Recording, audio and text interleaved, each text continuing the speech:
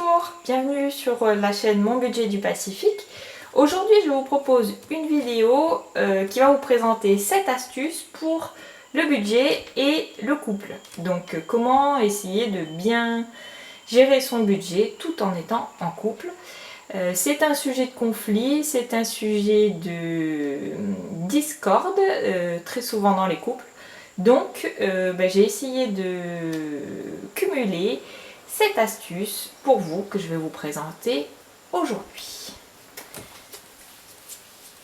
Encore un petit clin d'œil à Louise Budget. Si tu passes par là, eh bien, la méthode du tableau, c'est pour moi la meilleure. Alors, la première astuce, c'est d'établir les règles qui vous conviennent. Établir les règles. Alors, c'est pas n'importe quelle règle, c'est vos règles. Donc, chaque couple est différent. Vous avez une histoire différente, un rapport à l'argent qui est différent, des revenus qui peuvent être soit fixes, soit variables. Il peut y avoir des enfants d'une précédente union. Il peut y avoir des projets différents, etc. Donc, il est très important de discuter du sujet de l'argent et de voir ensemble quelles sont les règles qu'on souhaite mettre en place dans le couple, quelles sont nos priorités, quels sont nos fonctionnements avec l'argent. Est-ce qu'on a tendance à être une petite souris, quelqu'un qui épargne de manière régulière? Est-ce qu'on a tendance à être dépensier? Est-ce qu'on a des projets? Est-ce qu'on a de l'épargne? Etc. etc. On peut avoir des objectifs qui sont pour votre couple, en termes de finances, hein, on s'entend, et également des objectifs qui sont personnels, même au sein du couple. Alors moi je suis assez partisane de ça, c'est-à-dire que je considère que c'est pas parce qu'on est en couple qu'on n'a plus de projets et d'objectifs personnels. Mais ça, forcément, ça a des implications sur les aspects financiers. Donc pour moi, la première astuce, c'est de prendre le temps d'établir les règles, entre guillemets, c'est un mot un peu fort, mais de discuter de votre fonctionnement individuel, de comprendre le fonctionnement de l'autre et de définir ensemble quel va être notre fonctionnement en tant que couple. Ce qui, on va le voir après, ne peut concerner qu'une partie de la gestion budgétaire. Donc j'en arrive au deuxième point. Quand on a un peu discuté de nos fonctionnements actuels et de comment on pourrait s'organiser, il faut, à mon sens, choisir votre méthode. Alors je ne sais pas vous, mais si vous discutez un petit peu dans vos connaissances, les amis, la famille, etc., on s'aperçoit, il n'y en a qu'une de méthode, on s'aperçoit que chaque couple a des fonctionnements différents en termes de gestion de budget. On a vraiment beaucoup de choses qu'on peut entendre.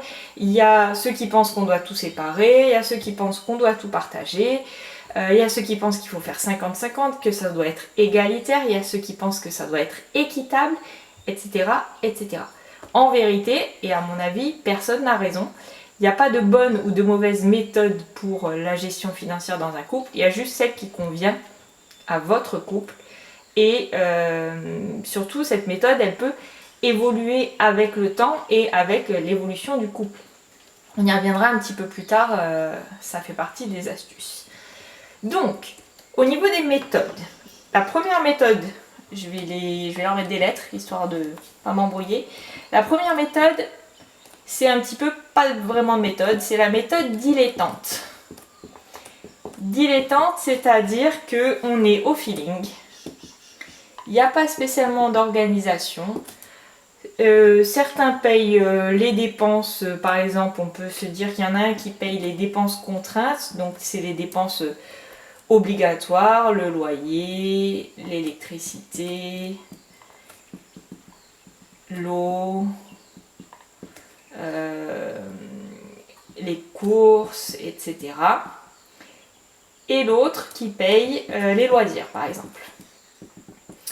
Et on voit grosso modo si c'est à peu près équitable à la fin du mois. Alors, cette méthode-là, elle a comme gros avantage d'être simple. Il n'y a pas de prise de tête au sens où on n'a pas besoin de se poser, définir le budget, suivre le budget, etc. On voit à peu près pour que ça s'équilibre entre les deux. Mais le gros désavantage, c'est que ça peut créer des tensions, notamment si on choisit cette répartition-là parce que y en a un qui paye les charges pas très sympathiques, le loyer, l'électricité, l'eau et les courses d'alimentation, et l'autre qui finance la partie loisir, donc ça peut être un petit peu frustrant pour celui qui paye cette partie-là. Ou si on a encore moins de répartition, qu'on fait vraiment au feeling pour que ça soit à peu près égalitaire, ma foi, ça peut générer des tensions s'il y a des disparités de revenus dans le couple, si il y en a un qui met beaucoup plus de côté que l'autre, etc., etc. Donc voilà, dilettante, c'est une méthode. En gros, c'est pas vraiment de méthode, mais ça peut être un choix de ne pas vraiment s'organiser. Je suis passée par là, c'est pour ça que je me permets de vous dire ça. La deuxième méthode, c'est le tout commun.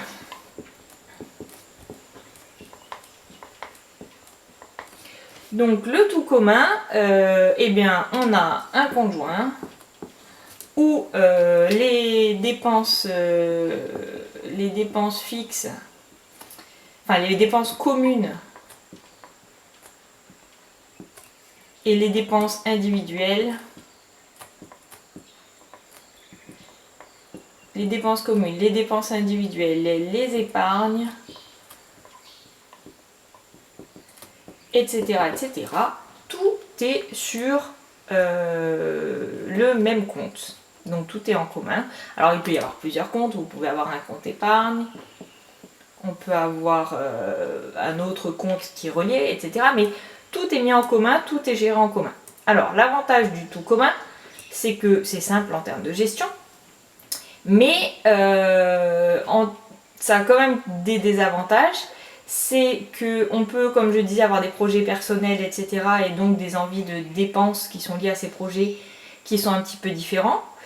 Il peut y avoir des styles de dépenses.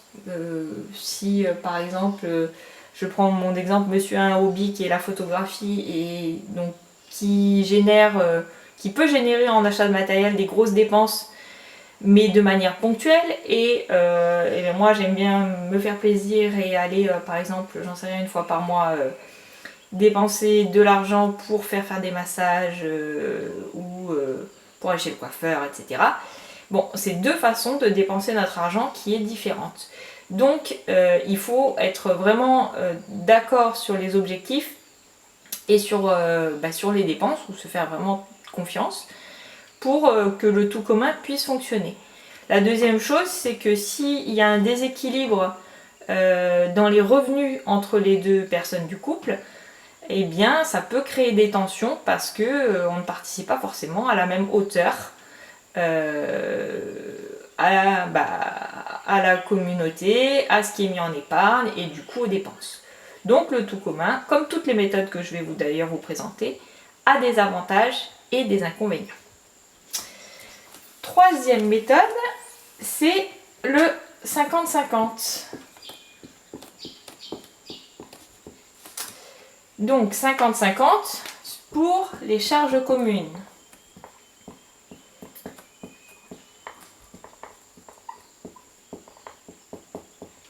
Donc le 50-50 sur les charges communes, eh bien, admettons qu'on en est pour, j'en sais rien, 1800 € de dépenses communes pour le couple, donc qui prend le loyer, en gros toutes les dépenses du foyer, les courses, qu'est-ce qu'il peut y avoir, l'électricité, le chauffage, etc. Donc vraiment les charges communes, les enfants éventuellement, tac tac tac. Admettons qu'on en est pour 1800 €, et bien chaque personne du couple apporte 900 € chaque mois pour ses dépenses communes. Donc l'avantage, c'est que c'est relativement simple. Si on a fait un budget qui nous a permis d'établir le montant des charges communes et qu'on a bien défini qu'est-ce qu'on mettait dans ces charges communes. Et donc si par exemple cette personne-là gagne, admettons, 1800 €, et bien il lui reste 900 € d'argent à dépenser de manière personnelle et comme il le veut, épargner, le dépenser, etc. Et si de l'autre côté, l'autre personne, admettons, gagne, j'en sais rien, 1200 €, on n'a qu'à dire que eh bien, elle a 300 € qu'elle peut dépenser à sa guise. Donc ça, c'est le 50-50. Donc c'est simple, on a un reste d'argent qu'on peut gérer comme on veut, mais comme on le voit ici, si les revenus sont différents, donc là on était sur 1800 € de revenus, et là on est sur 1200 € de revenus, eh bien on contribue pour la même part aux charges fixes, mais par contre la part qui est à discrétion de chacune des personnes du couple est 300 € d'un côté et 900 € de l'autre. Donc voilà, c'est quand même assez différent.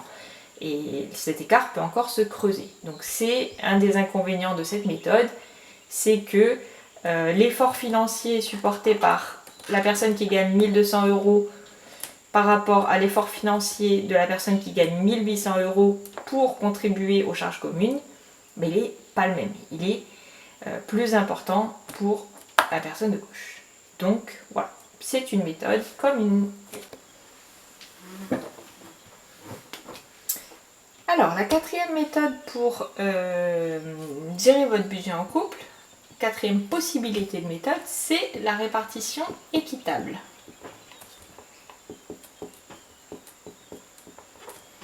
J'ai bien dit équitable et pas égal. Je ne me suis pas trompée. C'est notamment une méthode qui est utilisée quand il y a un écart de revenus entre les deux personnes du couple. C'est une méthode où chaque personne contribue aux charges communes à hauteur de ses revenus. C'est proportionné aux revenus.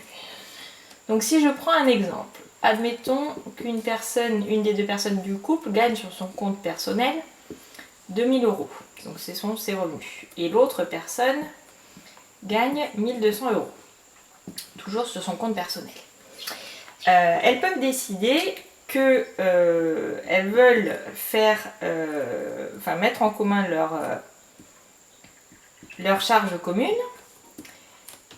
payer en commun leurs charges communes. Et ces charges communes, le montant va être défini en fonction de ce qu'on met dedans. Selon les couples, on va y intégrer le loyer, les courses, l'électricité, les enfants, voilà, ça dépend complètement du cas du couple. Admettons que quand les personnes ont fait leur budget, elles sont arrivées à la conclusion qu'il y avait 1800 € de charges communes. Et bien ce qui peut se passer, c'est que donc chaque personne va contribuer à la prise en charge de ces 1800 € de charges communes avec un montant qui est différent et qui est proportionné à ses revenus. Donc, si on prend l'exemple ici, cette personne-là gagne 60% de plus que cette personne-là, et du coup, elle va contribuer pour 60% de plus. Donc, cette personne-là va mettre 1200 € pour contribuer aux charges communes, et la personne qui gagne 1200 € va, elle, contribuer à hauteur de 600 €. Ce qui fait qu'il leur restera sur leur compte personnel 800 € ici et 600 € ici pour leurs dépenses personnelles. Donc ça permet un petit peu de rééquilibrer, que ça soit proportionné aux revenus. Nous, c'est une méthode qu'on a utilisée et je vais vous présenter une petite variante qui est, nous, de celle qu'on a utilisée. C'est d'être un petit peu plus large que ça. Donc nous, le fonctionnement qu'on avait. Donc je reprends mon exemple avec une personne qui gagne 2000 € et l'autre personne qui en gagnerait 1200. Nous, on avait un conjoint. Et en fait, au lieu de définir uniquement les charges communes, on était un petit peu plus large que ça. Et on avait considéré qu'on avait 80% de nos revenus qui étaient pour prendre en charge les charges communes, que ce soit les dépenses, mais également épargner, faire des projets ensemble, etc. Donc, on avait une contribution égalitaire au conjoint, mais qui n'était pas que pour les charges fixes et les charges communes, c'était aussi pour les projets, pour les épargnes, etc. Donc, comment ça fonctionnait? On avait notre compte personnel ici, avec nos revenus versés dessus, et on contribuait à hauteur de 80% de nos revenus. C'était pas lié aux charges ici, c'était 80% de nos revenus qui allaient sur ce compte joint. Donc ici, ça fait 1600 €. Et ici, ça fait 960 €. Ce qui faisait un total de 2560 € disponibles sur ce compte joint pour les charges, plus les projets et les épargnes. Plus projets. Donc c'était un petit peu plus large et ça laissait à cette personne-là 400 € pour les dépenses personnelles et à cette personne-là 340 €, non 240 €. 240 € pour les dépenses personnelles. Là, je vous ai fait l'exemple avec 80%, mais on pourrait, si ça couvre largement vos charges et les projets que vous choisissez de financer en commun, vous pouvez utiliser un pourcentage ici qui vous est propre, 60, 50, 70%, enfin peu importe. Tout dépend du volume de vos charges et des projets que vous voulez faire entrer dans ce pot commun. Donc ça permet une répartition plus équitable. Donc c'est égalitaire, mais s'il n'y a pas de conjoint, comme nous on a pu avoir, ça demande pas mal de calculs et donc ça peut être un peu lourd à gérer si vous n'avez pas de conjoint. Voilà, donc on a vu 4 méthodes c'est à chaque couple de voir qu'est-ce qui peut convenir. Et du coup, ce qui se passe après, et c'est ce qui amène l'astuce numéro 3, c'est que non seulement vous allez voir qu'est-ce qui vous convient, mais c'est surtout que ce qui vous convient aujourd'hui ne vous conviendra pas forcément demain. Donc, la troisième astuce, c'est de faire évoluer régulièrement votre organisation. Dans un couple, alors attendez, je finis d'écrire parce que sinon mon cerveau n'y arrive pas. Donc faire évoluer votre organisation de manière régulière. Dans un couple, on passe pour moi par plusieurs phases. Au début, on est très souvent dans 2 logements séparés. Après, on peut avoir une vie commune. On peut choisir ou non d'avoir une union officielle, peu importe la forme. Du coup, ça va avoir des impacts au niveau fiscalité. On peut investir et du coup devenir propriétaire. On peut avoir des enfants, on peut se séparer, etc. etc. Et donc, l'organisation, donc les méthodes qu'on a pu voir avant, dilettante, 50-50, tout commun ou la répartition équitable, elle peut être adaptée à certaines phases de votre couple et ne plus l'être dans une autre phase. On n'a pas la même organisation à chacune de ces phases, enfin on peut ne pas l'avoir et à mon sens c'est important de la faire évoluer parce que on n'a pas les mêmes besoins et les mêmes enjeux au niveau budgétaire dans le couple. Si je prends notre exemple, donc ça fait 15 ans qu'on est en couple, on est passé par 3 phases. En termes d'organisation budgétaire. On était en dilettante. On n'avait pas spécialement d'organisation, on contribuait, on regardait un petit peu à la fin du mois si c'était cohérent. Donc voilà, ça c'était la première phase. Au début de notre vie commune, etc. Voilà. La deuxième phase, c'était au prorata, donc la répartition équitable. Mais j'appelle ça, c'est l'autre façon de le dire, au prorata des revenus. Au prorata, pourquoi? Parce qu'on avait une différence de revenus assez conséquente, qui après s'est inversée dans le couple. À un moment, je gagnais largement plus que mon mari et ensuite ça a été l'inverse. Donc on avait une répartition au prorata, donc comme je vous l'ai expliqué, on avait chacun nos comptes perso un conjoint et on mettait sur ce conjoint, on contribuait au conjoint à hauteur d'un pourcentage qu'on avait défini. Donc au tout début, on avait un petit pourcentage parce qu'on n'avait pas mis beaucoup de choses dans ces charges communes qu'on faisait prendre en compte par le conjoint. Et au fur et à mesure, on a augmenté le pourcentage au fur et à mesure qu'on mettait des choses en commun. Troisième phase, eh bien, le tout commun. Et pourquoi? Parce on est devenu propriétaire. On a eu les enfants. Et donc, pour nous, c'était plus simple de tout mettre en commun sur un compte. Alors, on a plusieurs comptes, mais on a accès tous les deux à tous les comptes et on fait nos trafics entre tous les comptes. Mais les épargnes sont communes, tout est commun. Ce qui n'est pas forcément, à mon sens, une bonne idée et ce sera une astuce qui arrive juste après. Donc, pourquoi je vous montre ça? C'est pas pour que vous vous intéressiez à comment je fais, mais c'est juste pour vous montrer que, en fonction de l'évolution de mon couple et des besoins qu'on a eu, on a fait évoluer notre organisation budgétaire. Voilà, donc ça, à mon sens, le faire de manière régulière et quand il y a des gros changements, par exemple qu'on s'installe ensemble, qu'on investit, qu'il y a des grosses évolutions dans les revenus, qu'on a des projets en commun, notamment un achat immobilier, etc. Eh bien, c'est important d'organiser vos finances en fonction de tout ça. Quatrième astuce,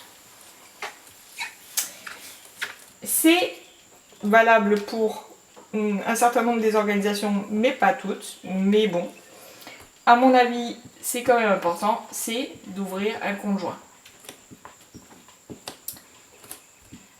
Ça permet, donc si on est en tout commun, ça prend tout son sens. Si on est en 50-50 pour les dépenses, la prise en charge des dépenses, on met 50% du montant des dépenses, on organise les prélèvements, les paiements, etc. sur ce compte-là. Si on est au prorata, c'est pareil, on met sur ce compte joint et les dépenses au prorata et où les épargnes se font sur ce compte joint. Et si on est en dilettante, ma foi, c'est peut-être le seul cas où c'est pas forcément très adapté. Mais ce compte joint permet de gérer les dépenses communes, tout simplement. Donc à mon avis, ça simplifie grandement la vie, tout le monde y a accès et comme ça, c'est beaucoup plus simple. Donc la cinquième astuce pour la gestion du budget et du couple, eh bien, c'est d'établir un budget.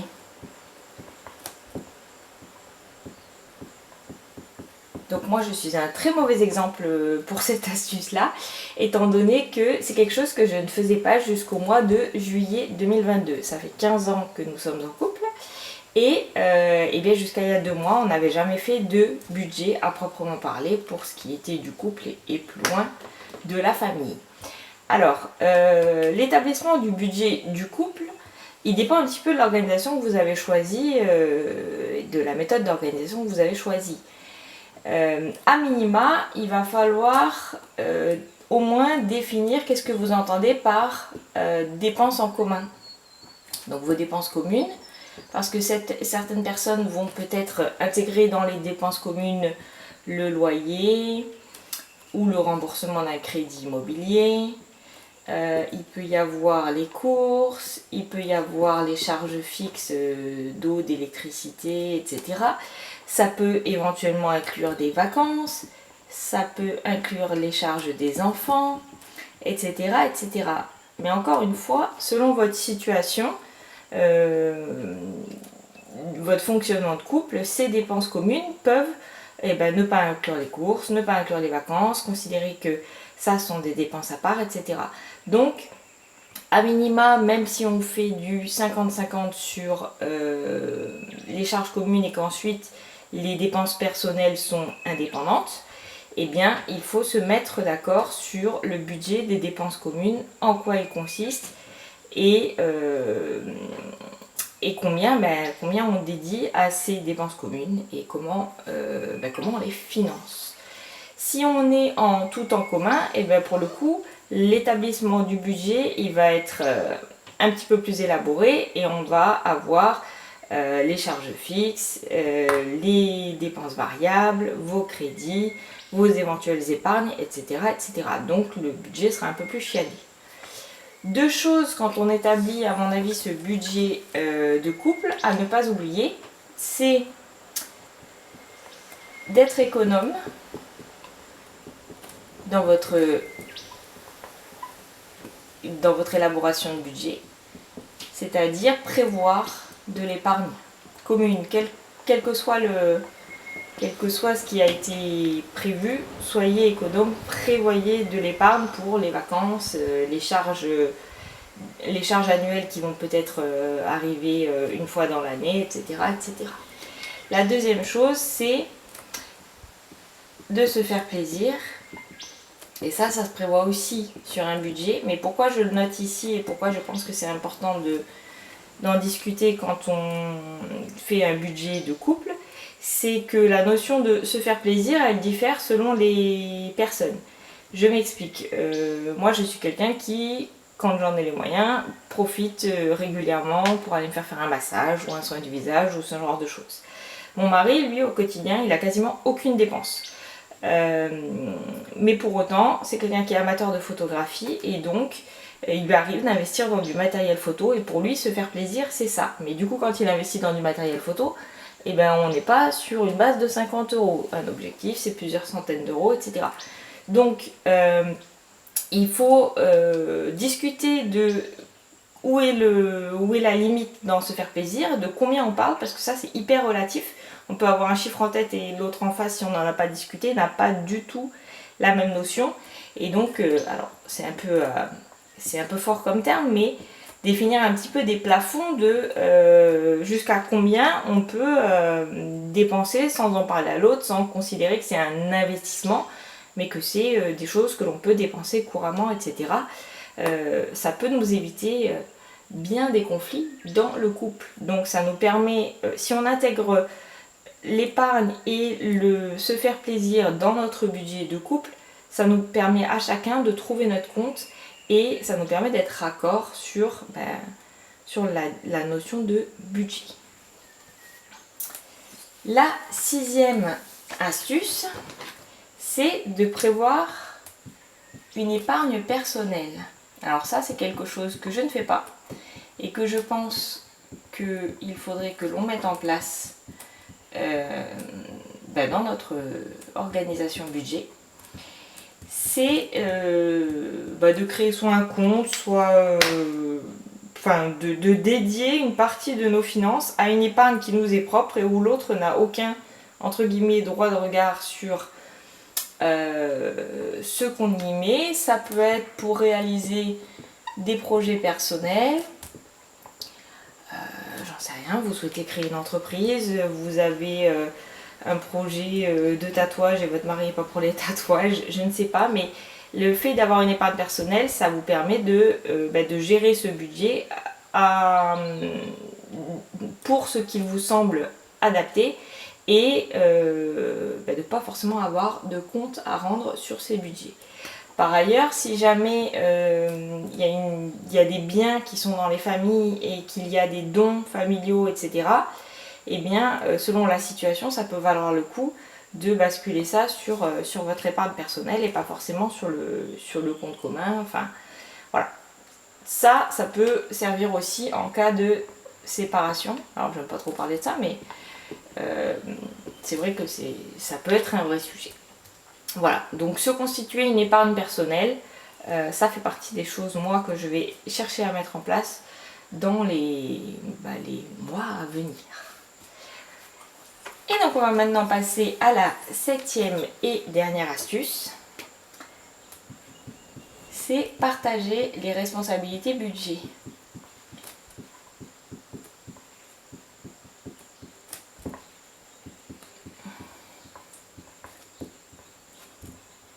J'arrive pas à parler en même temps que j'écris. Alors, à mon sens, c'est un petit peu dangereux d'avoir une seule personne dans le couple qui gère l'intégralité de la partie budgétaire. Parce que l'autre, déjà, n'est pas forcément au courant de où on en est, ne va pas forcément s'impliquer de la même manière, même si en amont on a un petit peu défini les règles. Et ça peut générer bien des factures impayées par exemple. Typiquement, si on ne s'est pas organisé pour savoir qui règle les factures qui ne sont pas forcément en prélèvement, ou qui met en place les virements automatiques, qui fait les virements entre les comptes épargne et les comptes courants afin de ne pas se retrouver à découvert, le cas échéant, etc. etc. Donc qui gère les comptes un petit peu au quotidien, eh bien on peut se retrouver dans des situations compliquées. Donc il me paraît important de définir un petit peu qui va s'occuper de quoi. D'autant que, je sais pas ce que vous en pensez, mais moi je trouve que souvent dans les couples, il y en a un qui est plus sur la planification, l'organisation, et l'autre dont c'est un petit peu moins le dada et qui fait d'autres choses. Et du coup, c'est souvent cette personne qui est un peu plus dans l'organisation et la planification qui gère tout ça. À mon avis, il faut qu'il y ait une implication des deux pour bien savoir où on en est et pour se répartir un petit peu les responsabilités. Voilà pour cette 7e astuce. Donc en bref, à mon sens, il faut aborder le sujet du budget comme une équipe. Il faut en discuter. Il faut surtout prendre en considération que les façons de faire de l'un et les visions de la gestion budgétaire de l'un et de l'autre peuvent être différents, même si on est d'accord sur la finalité.